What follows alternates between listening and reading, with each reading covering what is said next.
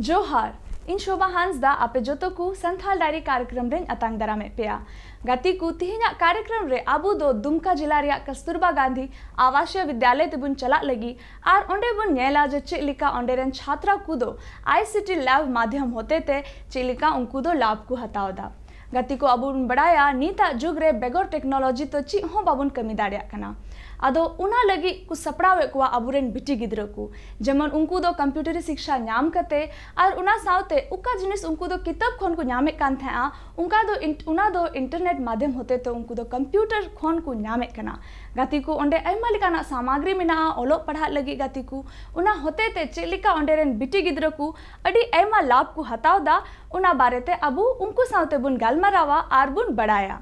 हम सब ये जानते हैं कि दूर दराज गांव में रहने वाले छात्र छात्राओं को किसी सूचना को हासिल करने के लिए किन किन मुसीबतों का सामना करना पड़ता है, लेकिन अब सूचना तकनीकी के कारण उनके लिए सूचनाएं हासिल करना आसान हो गया है। जोहार, मैं सचिन कुमार। संथाल डायरी कार्यक्रम में आप सभी दर्शकों का स्वागत है। आज हम आए हुए हैं झारखंड की उपराजधानी दुमका में कस्तूरबा गांधी आवासीय बालिका विद्यालय में, जहां आईसीटी लैब के द्वारा यहाँ के छात्राएं किस प्रकार सर्वांगीण विकास हो पा रहा है, ये इन लोगों की पढ़ाई में किस प्रकार से बदलाव आया है, आइए यहाँ के छात्राओं से जानते हैं। तीन आपे सनाम को पे नेल दाड़िया कना तीन नोंडे आबू ना बुना आबू नुआ स्मार्ट क्लास बारेते तीन आपे सनाम को लय पेया तीन आले निये स्मार्ट क्लास ले दुड़ुब कना चिदा की आले दोनिये स्मार्ट क्लास होते तिगी अडी एमाले सिखौना ले न्याम कदा तीन ये स्मार्ट क्लास रे आले स्मार्ट क्लास रे बोले पढ़ा कना ले आले स्मार्ट क्लास रे तिना ले नेल का सनाम ले बुझाव दाड़िया कना आर निये स्मार्ट क्लास होते तिगी आले दो अडी मौज ले बुझावा आर निये स्मार्ट क्लास रे आले पढ़ाव इये तिगी आले अडी मौज सिखौना ले न्याम दा आर आपे सनाम को हो अगर पढ़ाव लिगियते अडी दिक्कत पे कन खाय आपे हो स्मार्ट क्लास पे क्लास दाड़िया चेदा कि नोंडे दो अडी मज सिखौना नामोग कना बई नेल का थिया नोंडे हेज कते कि नोई कंप्यूटर नेल किदा अनुवारिन पढ़ाव दाड़िया कना निये कंप्यूटर रे पढ़ाव कते इन दो अडी मज सिखौना नाम दा और अडी मज इकवदा पहले तो कंप्यूटर रे बाम पढ़ाई कान थे बोले ब्लैक बोर्ड रे पढ़ाई कान थे उना दो बस मैडम को ऑले कान थे,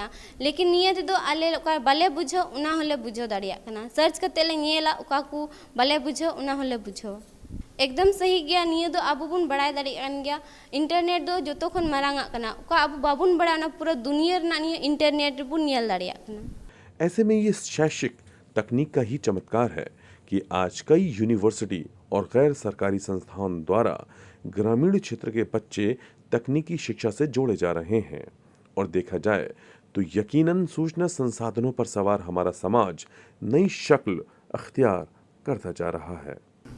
जोहार, मेरा नाम है निशा कुमारी, मैं वर्ग 12th की छात्रा हूँ।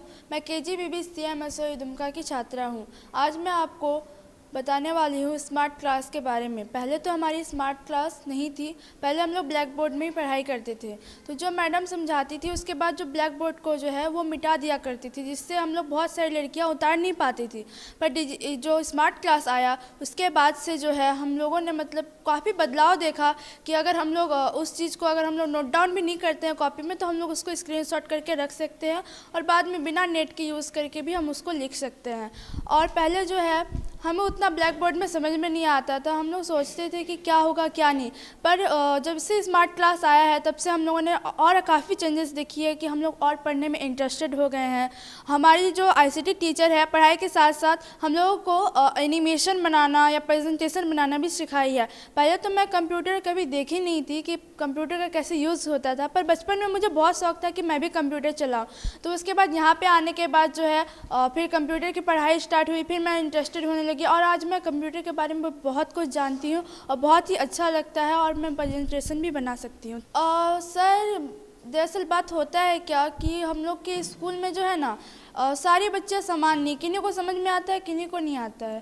पर इंटरनेट के माध्यम से जो है वो उस चीज़ को रिपीट करके देख सकती हैं कि मैडम के द्वारा बताया गया और डिजिटल के द्वारा बताया गया कैसा है। तो अधिकतर लड़कियों को डिजिटल के बारे में समझ में आता है। सूचना और संचार तकनीक से शिक्षा का माध्यम निसंदेह बेहतर माना जा सकता है। इस माध्यम से काम करने के तरीके संवाद को बदल दिया है। शिक्षा के इस माध्यम को आज हर बच्चे तक पहुंचाने का काम किया जा रहा है। सुप्रभात, मेरा नाम संजू पाल है। मैं क्लास 12 की छात्रा हूँ और मेरे विद्यालय का नाम KGBBCM SOE दुमका है। मैं स्मार्ट क्लास के बारे में आप सभी को कुछ बताना चाहती हूँ। पहले तो हम लोग के यहाँ पर ब्लैक बोर्ड था, स्मार्ट क्लास नहीं था, तो हम लोग को समझ में तो आता था पर उतनी भी अच्छी तरह से समझ में नहीं आता था। बहुत सारी बच्चियाँ तो अलग अलग लैंग्वेज की रहती है, तो उन लोग को अलग अलग भाषा से समझ में नहीं आता था। हिंदी भाषा से नहीं समझ में आता था, किसी को संथाली से समझ में आता था।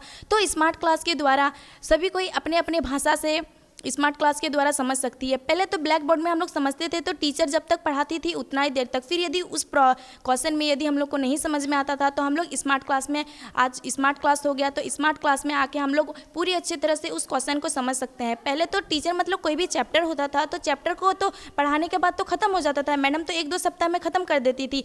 और फिर हम लोग यदि नहीं समझ में आया तो स्मार्ट क्लास में बहुत सारे लेक्चर्स रहते हैं।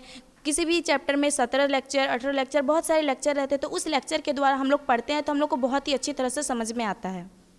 सर ICT में तो हम लोग को बहुत ही अच्छी तरह से पढ़ने में मतलब बहुत ही मदद करता है, क्योंकि हम लोग को यदि किसी भी चीज़ के बारे में जानकारी लेना है तो हर टाइम तो मैडम हम लोग के यहाँ पर प्रेजेंट नहीं ना रह सकती है, लेकिन ICT हो जाने के कारण हम लोग को यदि कोई भी क्वेश्चन है उस क्वेश्चन का आंसर यदि ढूंढना है तो हम लोग ICT में आके आराम से ढूंढ सकते हैं। सर सभी छात्राओं की बहुत सारी जिज्ञासा होती है, लेकिन जिज्ञासा मतलब बहुत किसी को बहुत कुछ जानना, मतलब बहुत कुछ जानने में मतलब जानना चाहते हैं पर टीचर नहीं हो पाती है। तो पर स्मार्ट क्लास हो जाने के कारण मतलब जो बच्चों की, छात्राओं की जो जिज्ञासा है वो स्मार्ट क्लास के द्वारा बहुत ही मतलब बहुत मदद मिला है। जिन छात्राओं को मतलब किसी भी चीज़ के बारे में जिज्ञासा है तो उस चीज़ की मतलब जो स्मार्ट क्लास है वो बहुत हेल्प कर रहा है। डिजिटल माध्यम से स्कूल के बच्चों को जोड़कर उनकी शिक्षा प्रणाली को पहले से और बेहतर और सरल भी बनाने का प्रयास किया जा रहा है। सूचना और तकनीक के इस माध्यम से दुमका जिला स्थित कस्तूरबा गांधी बालिका आवासीय विद्यालय की छात्राओं को भी ICT लैब के माध्यम से पढ़ने का कार्य यानी कि पढ़ाने का कार्य किया जा रहा है। नमस्ते, मेरा नाम ज्योति पाल है। मैं क्लास 11th की छात्रा हूं और मैं KGBBCM SOE दुमका से हूं। मैं आप लोग को बताना चाहती हूं कि कंप्यूटर का उपयोग करके हम लोग कैसे आगे बढ़ रहे हैं। तो जैसे कि पहले ब्लैक बोर्ड से पढ़ाई होता था, ब्लैक बोर्ड से बच्चियों को बहुत कम समझ में आता था। अगर हम लोग का ICT में अगर पढ़ाई हो मतलब नेट के ज़रिए, इस सब में हम लोग जो बच्चियां समझ में नहीं आता है जिनको वे फिगर देख के समझ सकते हैं, वीडियो के ज़रिए समझ सकते हैं। और पहले तो बोर्ड में बता देते थे मैडम, फिर बताने के बाद उसको मिटा देते थे, जिसके बच्चों को उतना समझ में नहीं आता था। आजकल ये ऑनलाइन क्लास, ये स्मार्ट ICT से हम लोगों को बहुत कुछ सीखने को मिल रहा है। इसमें बच्चियां आगे का पढ़ाई जो समझ में नहीं आता है, इसमें अगर हम लोग लेक्चर से देखते हैं तो इसमें बहुत अधिक लेक्चर मिलता है। उसमें जैसे मैडम लोग थोड़ा सा समझा दी, एक शॉर्ट में ही सारा समझा कर पार कर देती थी, जिसके कारण बच्चे लोग को समझ में तो आता था पर उतना अच्छे से नहीं समझ में आता था। लेकिन ICT के ज़रिए बच्चे लोग बहुत अच्छे से लेक्चर बहुत अधिक मिलता है उन लोग को देखने, हर एक चीज़ का बहुत ही गहराई से समझने का मौका मिल रहा है। जिनको समझ में नहीं आता है उन लोगों को चित्र के जरिए, जैसे कि बहुत कोई बच्चियां होती हैं कि उन लोगों को पढ़ाई उतना अच्छे से मतलब बोर्ड का समझा हुआ नहीं आता है, लेकिन अगर कोई फिगर देख के समझे तो वो बहुत अच्छे से समझ में आता है। इसलिए ICT के जरिए बहुत ही बच्चे को आज से सुविधा मिल रहा है। ग्रामीण क्षेत्र के बच्चे जहां तक आम रूप से ये सेवा पहुंचने में या पहुंचाने में जल्द संभव नहीं हो पाता था, ऐसे में सरकार द्वारा राजकीयकृत विद्यालयों में बच्चों को निःशुल्क इस शिक्षा से जोड़ा जा रहा है। मेरा नाम प्रीति कुमारी है। मैं KGBB दुमका की ICT इंस्ट्रक्टर हूँ। जी सर, मैं क्लास 6 से 12 तक की बच्चियों को कंप्यूटर सिखाती हूँ और कंप्यूटर से कैसे कुछ गूगल में सर्च करना है या फिर यूट्यूब से कैसे हम लोग कुछ इन्फॉर्मेशन को सर्च करके पढ़ सकते हैं, खुद से नॉलेज कैसे गेन कर सकते हैं, वो हम सिखाते हैं बच्चे को। जी सर, बच्चे को तो पहले हम लोग अच्छे से पढ़ाते हैं, फिर गूगल से सर्च करके एक एक पार्ट के बारे में डिटेल जानकारी भी देते हैं। और जो बच्चे जो डिवाइस यहाँ प्रेजेंट नहीं है वो लोग को सर्च करके दिखाते हैं और कैसे हर चीज़ का यूज़ करते हैं हम लोग उसको प्रैक्टिकल भी कराते हैं। जी सर, बेसिक तो बच्चे बहुत बहुत बेसिक जितना चीज़ है अभी तक हम बच्चे को सिखाने का कोशिश किए हैं। और बच्चे खुद से प्रेजेंटेशन भी बना रहे हैं, बच्चे खुद से एक्सेल पे वर्क कर रहे हैं, वर्ड लिबर ऑफिस राइटर पे वर्क कर रहे हैं, लिबर ऑफिस कैल्क पे प्रेजेंटेशन भी बना रहे हैं। बच्चे इवन अगर टीचर नहीं रहे तो बच्चे खुद से सर्च करके कुछ जानकारी लेना है या क्लासेस ऑनलाइन देखना है तो वो लोग खुद से देख करके क्लासेस करते हैं। बहुत विकास हो रहा है सर। आईसीटी के माध्यम से पहले बच्चे को हेजिटेशन जो था, पहले टीचर के सामने पूछना, सामने खड़े होकर कुछ भी जानकारी लेना, वो लोग को बहुत हेजिटेशन लगता था। जब से वो लोग कंप्यूटर खुद से चलाना सीख गए हैं तो वो लोग खुद से टाइप करके सर्च करते हैं, कुछ टीचर से पूछना नहीं भी पूछते हैं और खुद से जानकारी अपना गेन कर लेते हैं। गतिकू नीतो बुन नेल केदा जे चेलिका कस्तूरबा गांधी आवासीय बालिका विद्यालय रे बिटी गिद्रो को दो आईसीटी लैब माध्यम होते ते चेलिका उनको दो लाभ को हतावदा और उना सावते नीतो बुन चला आ जामताड़ा जिला रिया फतेहपुर प्रखंड रे और ओंडे अनीता देवी बुन नेलेया जे चेलिका उनी दो सिलाई रिया दुकान चालू करते चेलिका उनी पैसा टकाय कमाव दाड़िया कना और आकु आडे पासे रेन गोगो हर को होय प्रोत्साहित दाड़ेवकू कना उनको ठेन उनी दो मिटन नमूना लिकाय बनाव कना जेमन जत्तो गोगो हर दो एकेन उड़ा मतरे दो बाकू कमी जेमन उनको दो बाहरे उडुक करते हूँ बार पैसा कमाव लगी को कुरुमुटुई दिला तोबे अनीता देवी सावते बुन गालमरावा। महिलाओं को विकास की मुख्य धारा से जोड़े बिना किसी समाज, राज्य व देश के आर्थिक, सामाजिक व राजनीतिक विकास की कल्पना भी नहीं की जा सकती। भारत की कुल आबादी की आधी महिलाओं को सशक्त बनाए बिना सुदृढ़ भारत का सपना पूरा नहीं किया जा सकता, विशेषकर ग्रामीण महिला को सशक्त किए बिना। जोहार, मैं संदीप और कार्यक्रम संथाल डायरी में आप सबों का स्वागत है। जैसा कि आप जानते हैं, संथाल डायरी कार्यक्रम में संथाल में होने वाले विकास कार्यों को हम आप तक पहुंचाने का कार्य करते हैं। इसी कड़ी में हम आप पहुंचे हैं जामताड़ा जिला के फतेहपुर प्रखंड में और हमारे साथ अनीता देवी नाम की एक ऐसी महिला है जो पुरुषों को भी मात दे रही हैं और अपने मेहनत के बल पे एक नई मुकाम हासिल कर रही है और पूरे क्षेत्र में अपने मेहनत के लिए जानी जा रही है। तो इनसे हम जानते हैं जेएसएलपीएस के सहयोग से किस तरीके से अपने जीविकोपार्जन का कार्य कर रही है, क्या कर रही हैं सिलाई के साथ साथ और क्या कार्य कर रही हैं, उनके जीवन कितना बदलाव हुआ है, आइए इनसे हम जानते हैं। यहाँ पर ना हम ग्रुप से थोड़ा लोन लिए थे 80,000 रुपया, उसी पैसा से हम मशीन किने थे और उसी से हम सिलाई बच्चा को भी सिखाते हैं और अपने भी करते हैं। और लॉकडाउन में हम कम से कम नहीं भी तो 80,000 रुपये का मास्क सिलाई किए थे।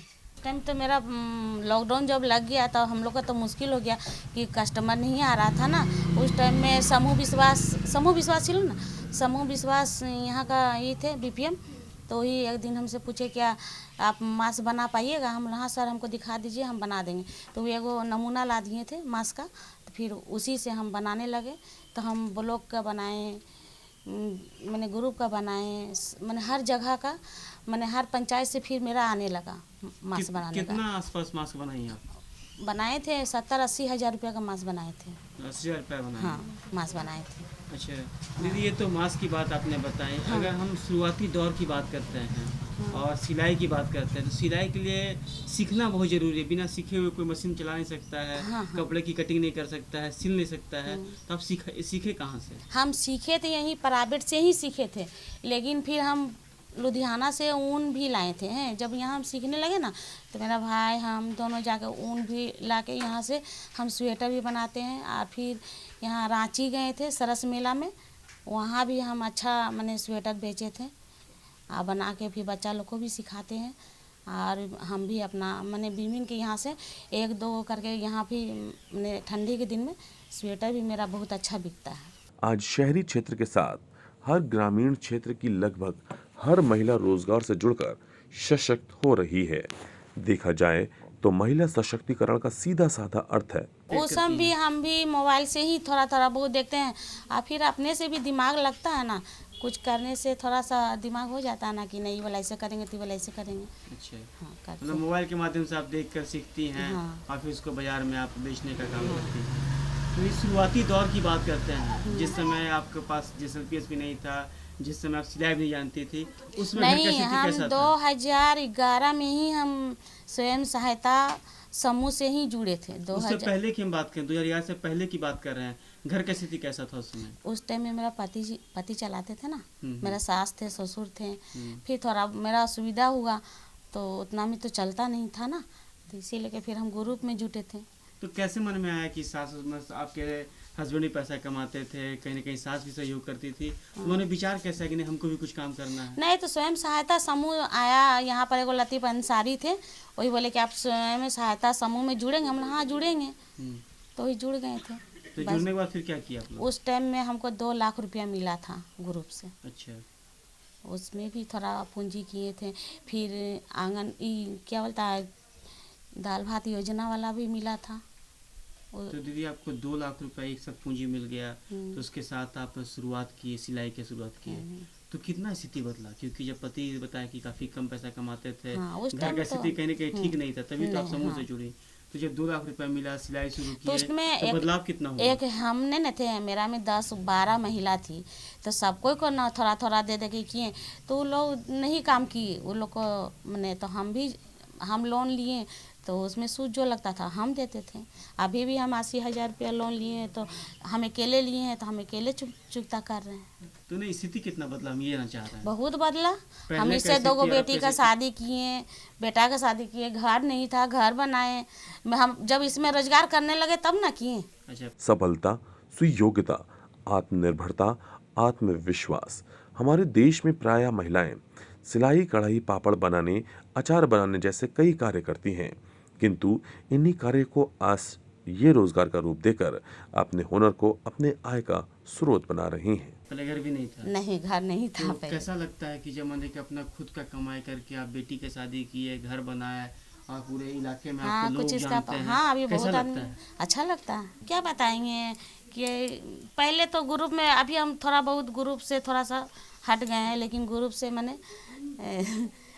से मैंने हम पहुल किए हैं, मैंने जुड़े हुए थे। तो ये सिलाई में क्या क्या करती हैं, सिलती हैं? सिलाई में सलवार सूट करते हैं, साड़ी में ब्लाउज करते हैं, साया करते हैं, सलवार सूट करते हैं, साड़ी में फॉल लगाते हैं। बस सब कुछ काम करती हैं।